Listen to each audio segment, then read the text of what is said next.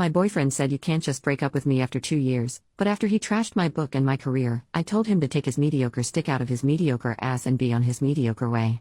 So I need the opinion of people not attached to me or him, but my boyfriend got mad at me Sunday and he's been ignoring me since, so I feel like maybe I'm in the wrong here. So me, 35F, and my boyfriend, 35M, have known each other for 10 years and dated for 2. He knows how much I like writing books. I self-published a kid's book last month and he's been really quiet about it. This past weekend at my family cookout my father mentioned the book and how proud he is of me, but my boyfriend walked inside saying he was grabbing our drinks. At the end of the day my parents offered me some money to go to a book convention, and my boyfriend just very loudly scoffed at that. On the way home I asked what his deal was and he said that his job, he's a back-end software engineer, will provide for us and he will let me have my fun as a creative for now, but I eventually have to grow up. I laughed because I just kind of assumed he was joking. He of course was upset. I laughed and told me my meaningless book was objectively illustrated poetry. I shut down and he then was upset that I was acting mad, so I changed the subject. He continued to make my book a topic by jokingly saying my glorified illustrated poetry shows my middle child syndrome, or that I must crave mediocre attention from people. I shrugged and replied, hey, if you think you're mediocre, okay. And moved on. He texted me the next morning saying I tore him down and was being a bully and he was kidding with me, and he hasn't at all responded to me since.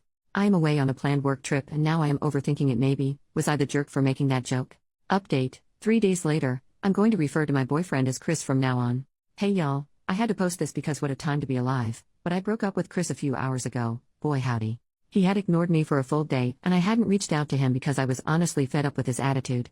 We've been together for 2 years and I never have seen him act this way.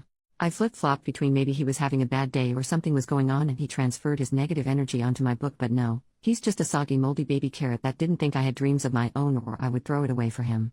Our mutual friends have told me that he had basically told them that I rubbed my success in his face and made him feel like a simp just following his girlfriend around, being ignored when he has a successful business and has the higher paying job. He texted the day after his silent treatment that me not reaching out to him was a sign that I don't love him, and went on to say that I love my book more than I love him because I neglected him while working on it, and then that I didn't praise him at the party as my biggest supporter. The rest of his paragraphs, very long texts, went on to talk about that he had this whole plan that he would marry me and we would be engaged this year. But then you started not listening to me to drop things and focus on us, our lives and the future by taking up hobbies, and that my therapist poisoned me against him. I was diagnosed with depression this year and therapy has helped a lot. It hurt because I felt immediately like all I do is just rubbish to him. How the heck can you say that? I loved him so much because he was someone I thought I would be with forever. Guess not. I got angry and was texting him to ask, what makes you think I don't love you? I'd do anything for you. And just as I hit send, his new message popped up and it said, you wrote your book and you got your party. I assume now that I can finally have my girlfriend back, we can have a talk. I don't think you understand how I want our marriage to be, so I want to make things clear. But then he responded to my message, are you kidding me? If you're not going to prioritize me over a book no one but you cares about, why am I even staying with you? I can go find a woman who supports her man and wants his career and dreams to be successful. So I said alright, go find her. We clearly don't work. Best of luck. Him, wait, are you breaking up with me? Me, what do you want me to do? You've made it clear I am not what you want anymore. Him, you can't just break up with me. Me, Chris, please. Him, you can't just make that decision for me. You can't break us up like this. It's been 2 years. Me, 2 years in which one thing I wanted to do, one thing I was proud to have done, and you needed to shit on it. You've been so sour about it and I don't get it. So get your better woman. Him, but you can't just break up with me. We have to talk. He calls. I decline. Him, pick up. You are being ridiculous. He shows up at my door and the second I opened it trying to push in, but I hadn't left the chain lock on. He was screaming at me. He said I can't break up with him. It's been 2 years. How do I think it will go for me to try dating again after passing the expiration date for children? That's when I asked him to leave or I would call the police. And he said he will never forgive me for this book as it's ruined me as a person, and for some reasons I said, Chris, take your mediocre stick out of your mediocre ass and be on your mediocre way. And then I called my parents to tell them what happened. My mom is over now plying me with a mixed drink and she's been making fun of the repeated, you can't break up with me, line as he said many times in text and bunch in person. She said she was proud because I am usually quite passive and she didn't like him bulldozing over me, and when I asked her what she meant she brought up a lot of things I never really thought about. Chris would shoot me down a lot and I honestly thought I was compromising for our relationship, but it seems to some that I was just letting him speak for me a lot. 2 years. It feels like a blip and a lifetime at the same time. It's hitting me that it's over and my mom is staying over with me. But I have many what the hells to deal with, just not tonight. Small update, the next day, holy hell this blew up. I am usually a Reddit lurker on anonymous mode, so I was overwhelmed in the best way to see all this live and support. It made me cry. Good years, I promise. I cried most of my bitter ones a bit last night on my mom's shoulder.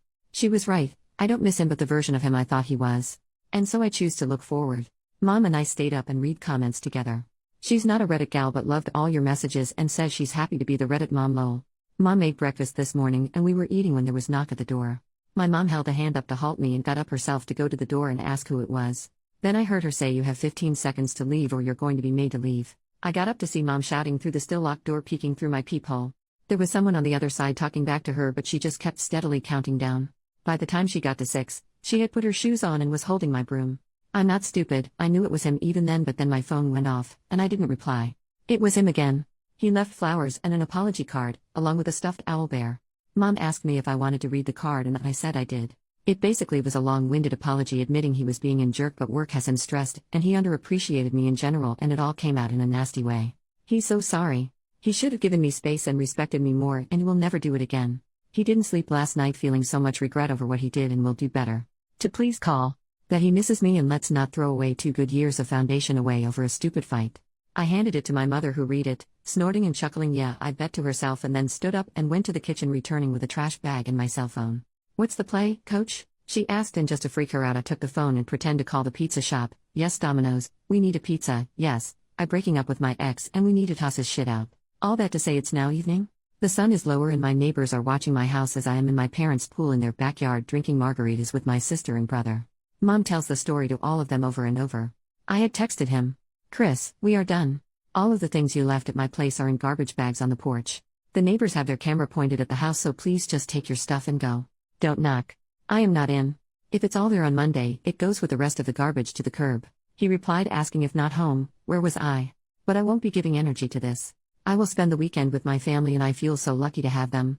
I've decided that I will go for another book. For those asking for links to this book already out, sorry, but when Mom and I read the comments she said, don't you dare put your name out there. They all seem lovely, but you don't know what others will do and I feel like if I did, it would be like opening the door to Chris like I did last night. You were right, that was dangerous. But if you are looking to do something nice, I would be absolutely overjoyed if you did one or both of 2 things. 1, love yourself and truly know you deserve love and nothing less and 2, buy books from a locally owned bookstore or buy art from the artist or commission an art piece etc. The art world is wonderful but also a struggle and many aren't as lucky as I am to have a strong support system. So support yourself and your local artist. Thank you all. Another edit. Sorry there were a lot of same questions in the comments. 1. Yes, we were an interracial couple. I am Black, Indigenous, and Middle Eastern. And he is Irish and French descent. 2. No, I do not want children. The moment I am eligible I will be getting that baby store shut down medically. I would adopt possibly someday but I would not and should not be pregnant. 3. Chris and I were friends before we started dating so I thought I knew him and his family well.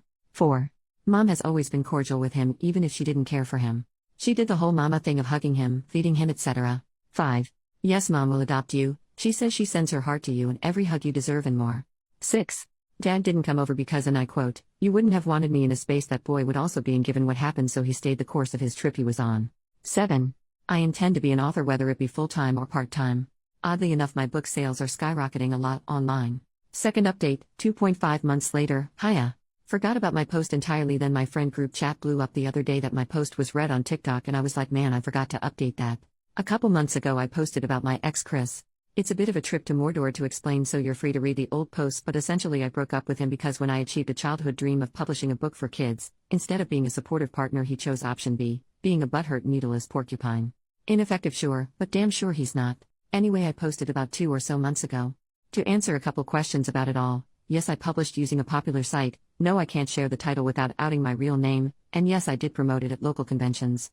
You guys my book sold a bunch. Like last month I made $500 and this past month I made $700 bunch. Like local booksellers have started selling it and I was featured on a couple websites, TikToks and the like bunch. I will be a speaker at a local to my country book event bunch. A bunch. I have been over the ever-loving freaking moon about it. But of course while all this was happening, my breakup with Chris was also happening. My brother Kate and my sister Lena were up with me at our parents' for the weekend and we ended up making a week of it.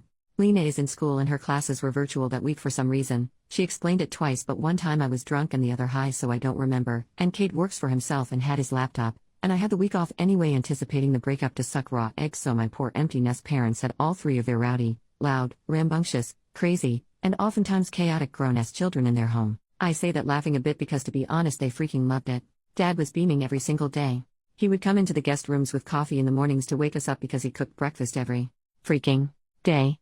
And my mom would sit with us at night drinking and laughing. We played all my childhood games like Sorry and Monopoly, and we taught our parents some new ones like One Night Ultimate Werewolf, Sushi Go, and Exploding Kittens. The last of the nights we all were drunk as shit and we played Cards Against Humanity. My siblings and I played Truth or Drink damn near every night. It was the retreat I needed to sort of check out from my real life, but sadly, it didn't last forever. Dad took me home at the end of that next weekend. He wasn't about to let me be in the house unprotected, so my brother offered to stay a week at mine as well. Dad and brother checked the whole property before even letting me leave the car. Dad snapped his fingers and said I half wanted him to be stupid enough to be here before leaving. I did note that the house looked a bit different than I remembered leaving it, but it was small stuff. Like a cup in the sink when I swore Mom had done the dishes when we left, or the blanket being over the loves eat rather than my recliner, but the real red flag my dumbass ignored is oh well, was that my bed was made. I do not ever make the bed. I just don't. Chris was military, so he does it every freaking day. I should have put the pieces together then, but I didn't. Bro and I stayed up all night playing on my PS5 until about 2 a.m. when a key was clearly heard unlocking my front door. In walks Chris. Hammered. And I mean hammered. Like so drunk it's a freaking miracle he didn't crash when he drove. Yes, drove over here. He saw me and just slurred something about finally I came home and he had been waiting. He didn't make a lot of sense, to be honest, and Cade was quick about starting to handle things. He told me to call Dad, which I did, then started to talk to Chris. Hey dude, you need to leave sort of stuff, and Chris was belligerent. Dad's phone went to voicemail, so I texted the family group chat that Chris was here, drunk, and then I started to video. Chris, when he gets this drunk, gets to be a lot and then will simply not remember a damn thing and deny ever doing anything, so this was a go-to for me. Cade is telling him to leave. Chris full-handed pushes Cade in the chest, telling him this is between me and him, and Cade is the one who needs to leave. Cade then says OP wants you out. So get out. To which my ex laughs and says screw what she wants. I don't care. Screw her. She's a BTCH. I then tell him I am calling the police and begin to do so, and this man swings on my brother. Cade was in the Marines. You wouldn't know by looking at him. He's about as lanky as they come. His military nickname is even Beansprout, but he is a solid fighter. He did boxing and kickboxing. So he moved out the way quickly. The problem with swinging on a guy like Cade when you're a drunk guy like Chris is, there's little chance you can hurt said guy.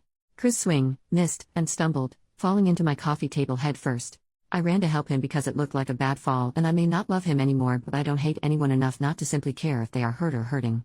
He was fine enough to grab my hair and yank me down. The rest is sort of a blurry recollection of what I was told happened mashup. So I go down. He yanked my hair hard enough for the fall to hurt a lot. Whether he did that maliciously or oh crap I am falling grab something is debatable, but I registered that I was now physically in danger. Being the first daughter born to a Marine and retired soldier of the Army and having an older brother in the Marines, bet your ass I learned self-defense. I'm not athletic by any means and honestly look laughable in a fight, but BTCH can swing. So I punched.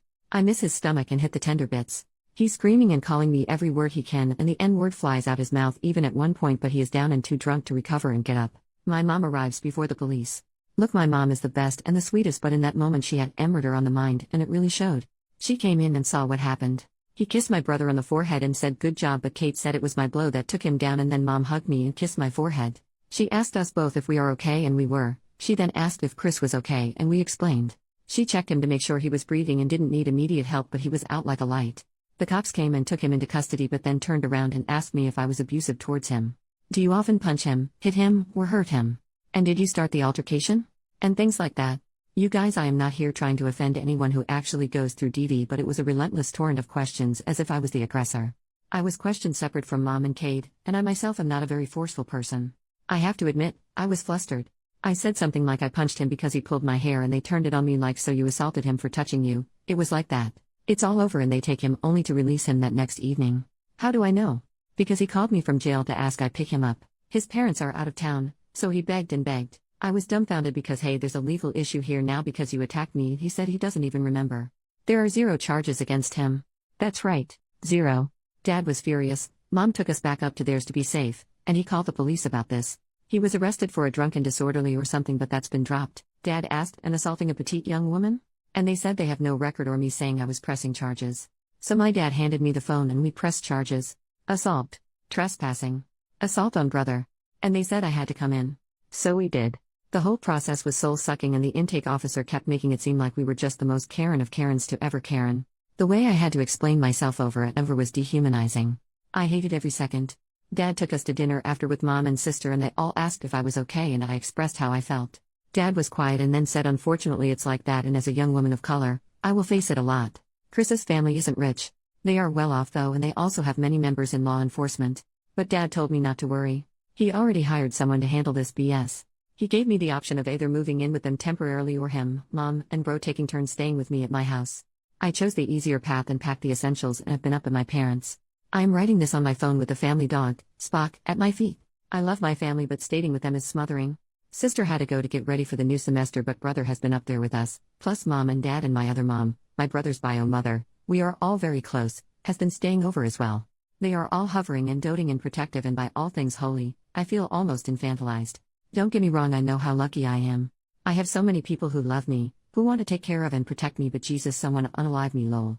They arrested Chris again, but the court date was moved, so it's now next week. I guess I will update then.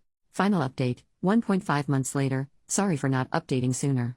I'm still trying to settle back in with my parents. Chris is out on bail, his parents hired some big bad lawyer. Court took forever. I will skip over most of the BS, but it was a lot of sworn statements, reports, going through old texts, the works.